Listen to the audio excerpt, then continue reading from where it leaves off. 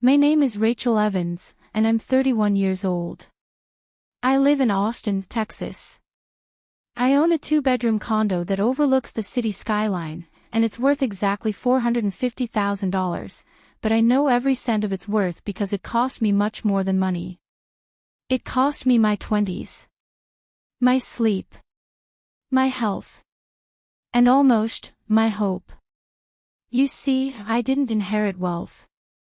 I wasn't handed a trust fund. There was no rich uncle or winning lottery ticket. I was born to working-class parents, immigrants, who taught me that the only way to succeed in this country was to outwork everyone else. And so I did. While my friends in college were partying, I was juggling a full-time job at a diner and 2 part-time gigs just to afford rent and tuition. While others traveled abroad, I was budgeting my grocery bill down to the last banana. I didn't buy new clothes. I didn't take vacations.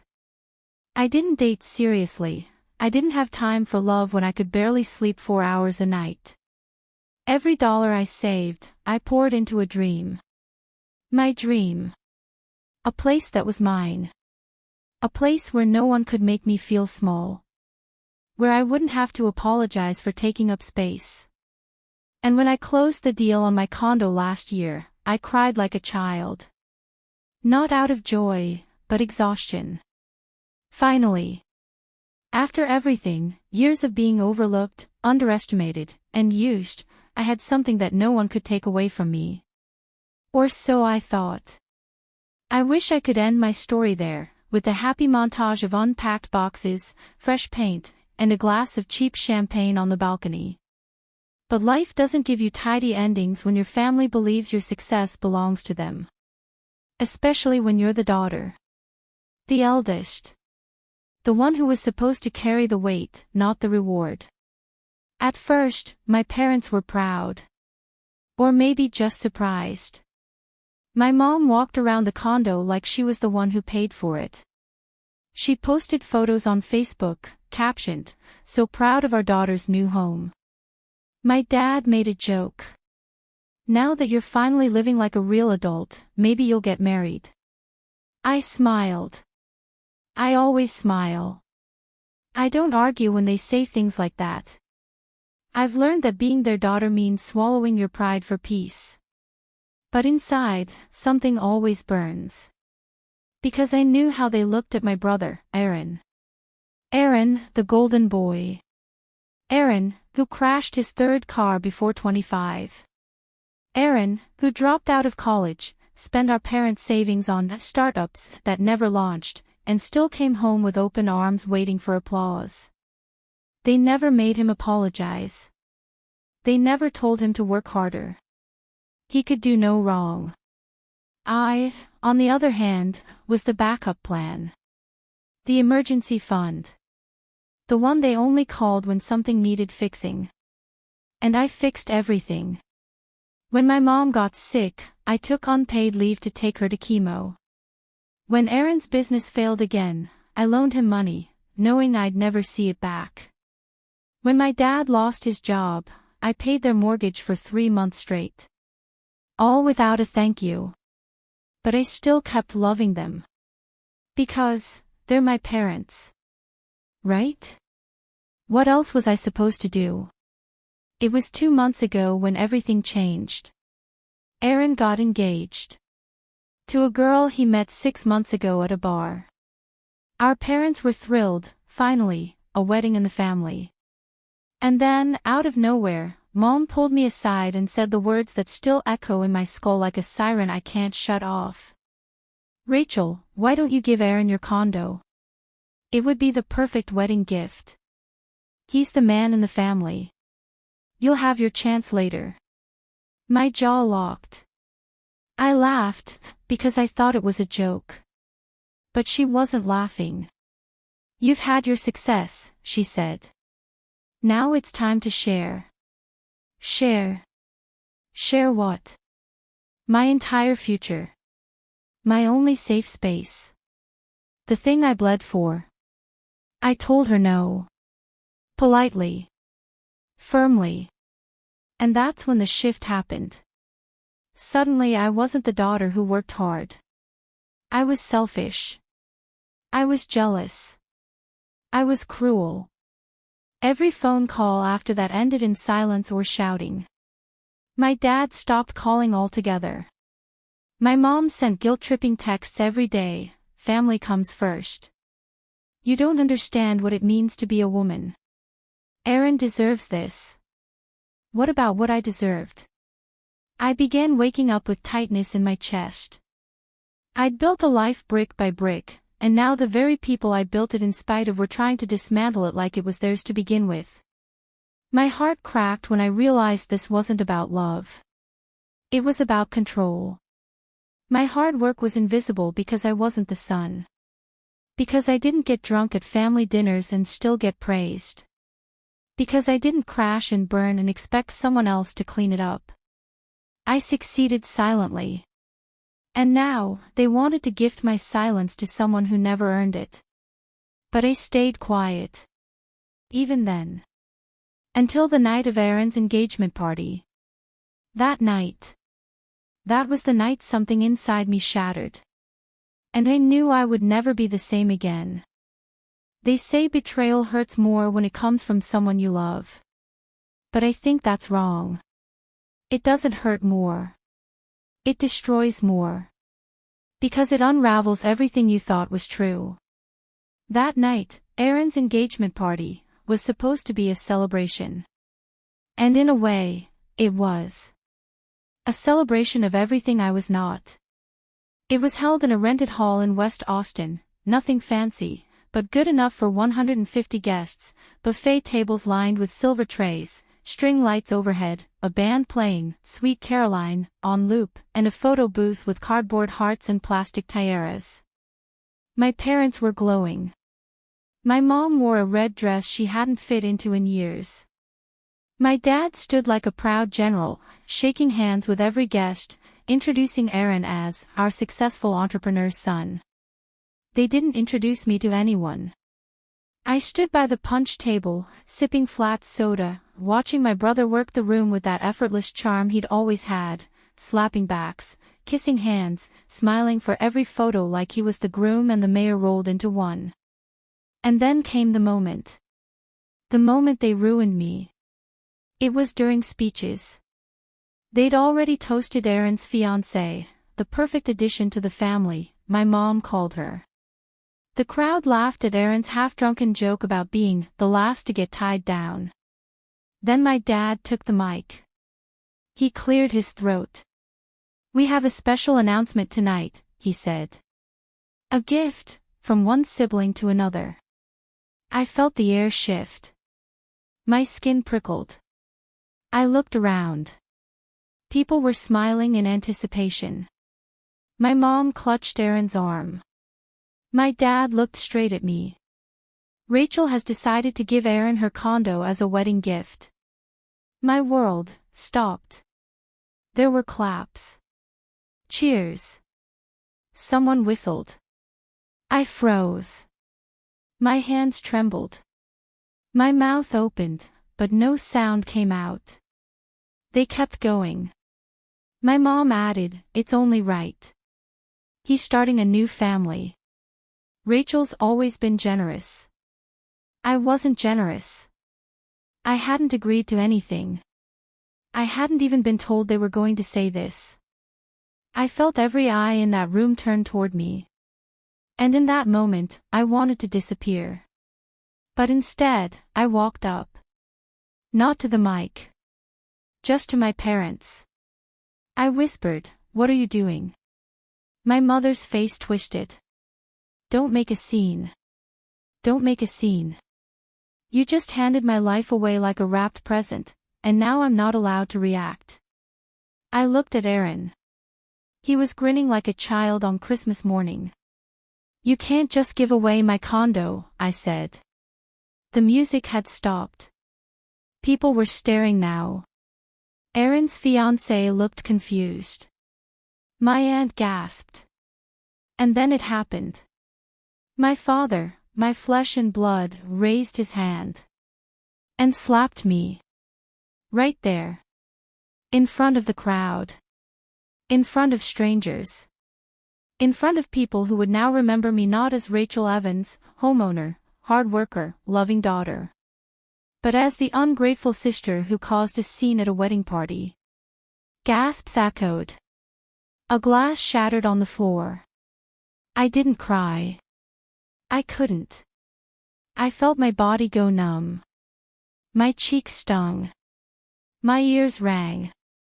My mother grabbed my wrist and hissed through her teeth, "You are humiliating this family. After everything we've done for you." Everything they did. Who paid their mortgage? Who canceled vacations to nurse their illnesses? Who co-signed loans and never saw a dollar back? I didn't say a word. I turned. I walked out. The string lights blurred in my vision. The cold night air hit my face like ice water, but it still burned less than the shame boiling inside me. That night, I lay on my bed staring at the ceiling. The condo was silent.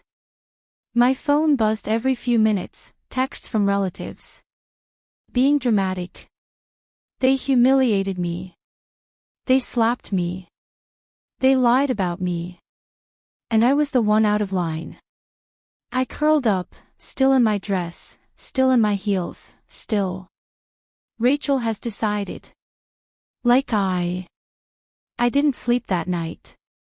But I made a decision. They wanted to play dirty. They forgot something very important. The house they're living in, the one they call theirs, isn't. It's in my name.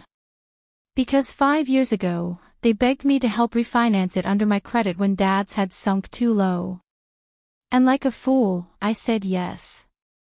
Now, that's the only thing keeping the roof over their heads. And maybe, just maybe, it's time I reminded them who they were dealing with. I didn't eat the next day. Didn't shower. Didn't change out of the wrinkled dress I had worn to Aaron's party. I sat on the cold kitchen floor of my condo, back against the cabinet, legs folded to my chest, as my phone lit up with messages I refused to open. It wasn't silence that filled the room. It was humiliation. Rage. Grief. The kind that sits behind your ribs like smoke, choking you slowly. I kept replaying my father's slap in my head. Not just the impact, but the ease of it. Like it wasn't the first time he had wanted to do it. Just the first time he felt entitled to. And my mother, standing there, looking at me like I was the disgrace. By noon, my emotions crystallized into one single thought. I don't owe them anything anymore. Not my silence. Not my kindness. Not my sacrifice. And certainly not the house they were still calling home, my house. Let me explain. 5 years ago, my parents hit a rough patch. My father had been laid off, and the mortgage was underwater. Their credit. Trashed. Their options. None. They sat me down at the kitchen table, same one I grew up eating at, and my mother took my hand in hers, looked me in the eye, and said, "You're our only hope." I had just landed my first real job then. No savings to speak of, just better credit and a heart too soft for my own good. They asked me to refinance the house in my name. Just for a few years, they said. Until they got back on their feet. "We'll make the payments," my dad promised. "It's just paperwork," my mom smiled. And like an idiot, I said yes. I filled out the forms. I co-signed. I put the deed in my name. It was all legal. All binding. I wasn't just the guarantor, I was the owner. They kept living in it like it was theirs. Like I was some silent, invisible safety net they could walk on without ever looking down. And I let them. Until now. That evening, I drove to the house. Not to talk. Not to argue. Just to look at it one last time, while it was still theirs. The porch light flickered. The flower beds were overgrown. Aaron's old car was still parked in the driveway, rusting with pride. From the sidewalk, the house looked the same. But to me, it had changed. It was no longer the home I grew up in. It was leverage. The next morning, I called a lawyer. I explained everything.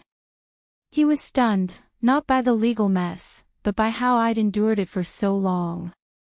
"I've seen parents manipulate their kids," he said, "but this is entitlement dressed up as tradition." He told me I had every right to sell. "They're tenants on paper. You're the legal owner. You don't even need their permission." I exhaled, like I'd been holding my breath for 5 years. I didn't list the house right away. First, I gave myself one more chance to believe they'd apologize. Just one. I texted my mother. "We need to talk." No reply. I called my father. He picked up, but only said one thing before hanging up. "You embarrassed us." That was it. Not, "Are you okay?" Not, "Let's talk about what happened." Just that. I laughed out loud in the middle of my kitchen. Not because it was funny, because it was so expected. 3 days later, the house was listed. I didn't tell them. Let them find out the way they taught me to live, without warning. Let them feel what it's like to have your world shaken without consent. My lawyer handled the filings. A real estate agent took the photos. When I saw the listing go live, I didn't feel guilt. I felt vindication. A week later, it happened. My phone rang at midnight. "Dad." I answered. "What the hell is this?" His voice was hoarse, panicked. "You listed the house. Are you out of your mind?" I waited. I didn't speak. "This is our home. Your mother's been crying all night." I stayed quiet. Then I said, calm and clear. "You gave away my condo like it was nothing. Now I'm giving away your house." Click. My phone didn't ring for 2 days. Then came the calls from relatives. The guilt trips. The manipulation. "Rachel, it was just a misunderstanding. Don't do something you'll regret. Family is all we have." But where were those voices when I was the one being slapped? Where were they when I was being used? They say revenge doesn't heal. Maybe that's true. But sometimes, it clears the fog. And standing there, outside their house with the "for sale" sign sticking out like a knife in the lawn, I didn't feel healed. But I finally felt seen. They always assumed I wouldn't fight back. They raised me to be obedient, agreeable, useful, but never powerful. That's why they slapped me at a party. That's why they gave away my condo without asking. And that's exactly why they never expected what came next. I put their house, the one they called home, on the market. The morning the sign went up, I didn't feel triumphant. I felt still. Focused. Like a soldier right before a final march. I wasn't doing this to hurt them. I was doing it to finally be heard. For once, it wasn't about protecting peace. It was about protecting myself. I didn't call them. I didn't warn them. I let the real estate agent handle everything. Photos were taken. The online listing went live. And that white and red "for sale" sign stood tall in the yard like a verdict. Let the neighbors talk. Let the family gossip. I was done hiding behind politeness. By noon, my mother was banging on my condo door like she was trying to break it down. I opened it slowly. She pushed past me without a word, her eyes red, her voice shaking. "Rachel, what are you doing? This isn't funny." I just looked at her. Calm. Cold. Because for the first time in my life, I wasn't the child anymore. She begged. cried, rambled. You're destroying everything. Your father's blood pressure is through the roof. Erin is embarrassed. What are people going to say? She wasn't upset about losing the house. She was upset about losing face. I let her finish, then said one sentence. You didn't care what people would say when Dad slapped me in front of 150 guests. Silence. She dropped onto my couch and sobbed like the world had ended. And maybe it had, for her. Because the daughter who used to drop everything to save them was gone. Now, all that remained was the woman who had something they couldn't control. Ownership. Legal, binding, unshakable ownership.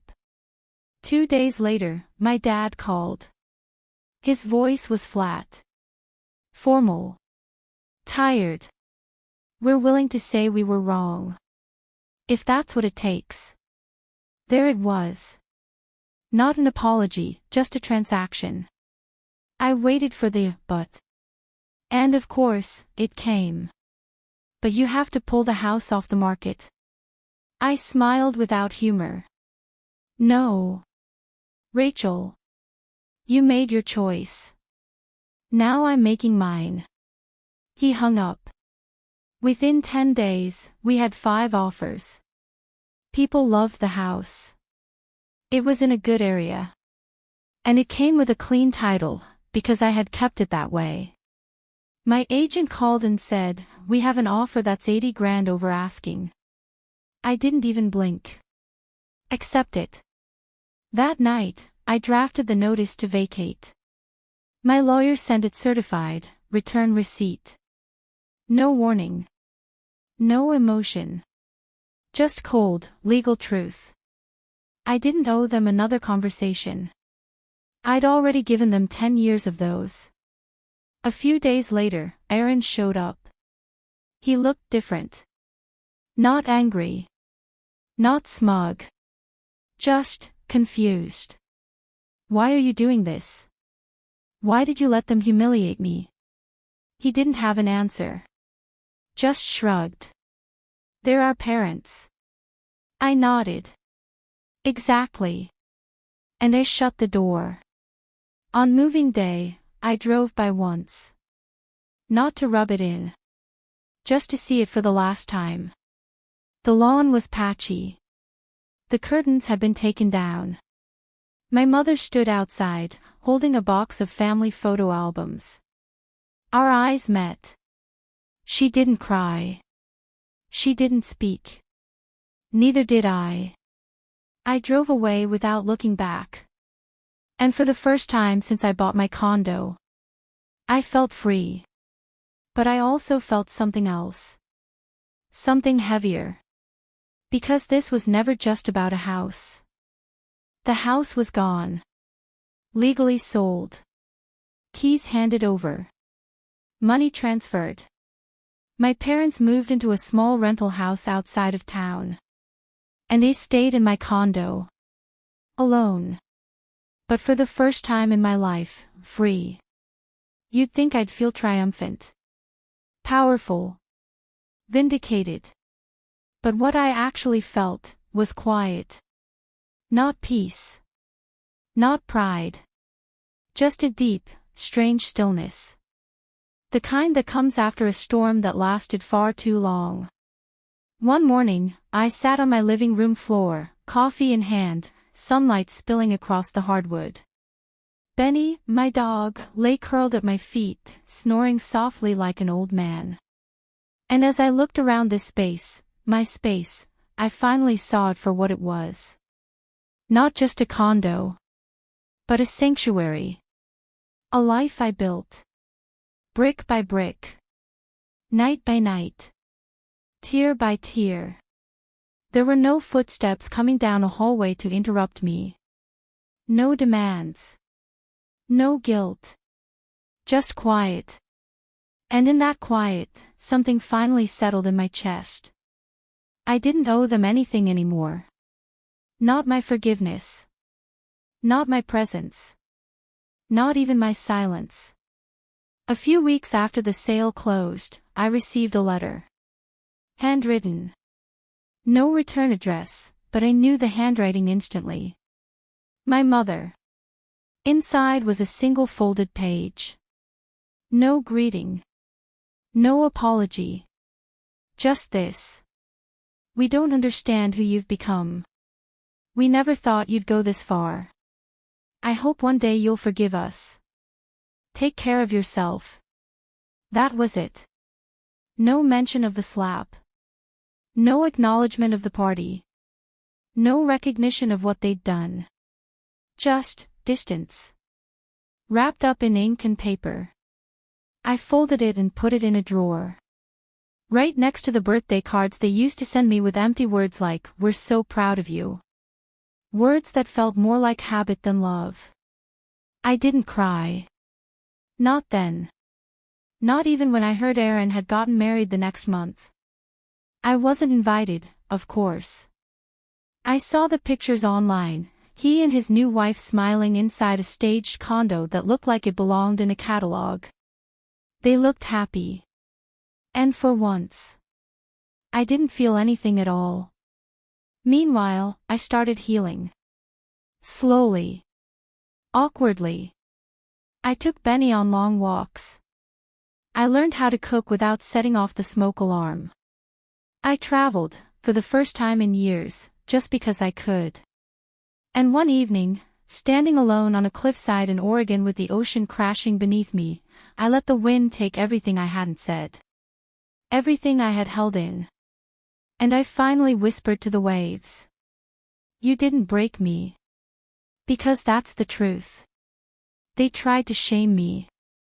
Control me. Diminish me. But in the end, I walked away whole. Not because I hurt them. But because I finally stopped hurting myself to protect them. This was never just about the house. It was never about money or property. It was about worth. My worth. The years I spent believing I had to earn love by sacrificing myself. The lie that being a good daughter meant being small, silent, and useful. If you've ever been made to feel guilty for saying no. If you've ever been told you're selfish for standing your ground. Let me tell you. You're not wrong. You're not broken. You're just finally free. And sometimes, freedom doesn't come with fireworks. Sometimes, it's just a quiet morning. In a home that's truly yours. With no one else's name on the deed.